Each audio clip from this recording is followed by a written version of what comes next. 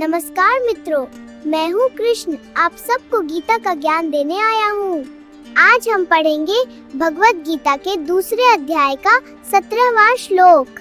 पिछले श्लोक में मैंने बताया था कि अस्थिर का अंत होता है और स्थिर का नहीं। सत्य को जानने वाले ऋषियों ने दोनों के स्वभाव को समझकर यह बात कही है। संजय अपनी दिव्य दृष्टि से यह सब देख रहे हैं और धृतराष्ट्र को बता रहे हैं। अविनाशी तु तद्विद्धि सर्वम इदं ततम विनाशम अव्ययस्यास्य न कश्चित कर्तुमर्हति। अर्थात जो पूरे शरीर में व्याप्त है उसे अविनाशी समझना चाहिए। उस अव्यय तत्व का विनाश कोई भी नहीं कर सकता।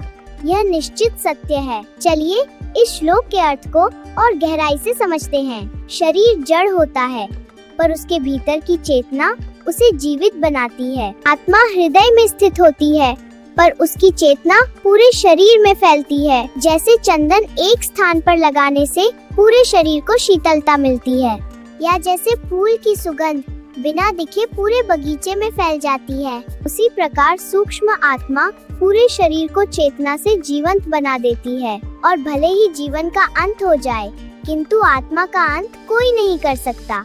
अब इस श्लोक को एक सरल उदाहरण से समझते हैं। जैसे एक गांव में एक ही बिजली घर से कई घरों तक उजाला पहुंचता है। हर घर का बल्ब अलग होता है, कोई जलता रहता है और कोई कभी बुझ जाता है। पर बिजली की शक्ति न तो कम होती है और न ही कभी नष्ट होती है। वैसे ही आत्मा अविनाशी है, जबकि शरीर समय के साथ बदलता रहता है।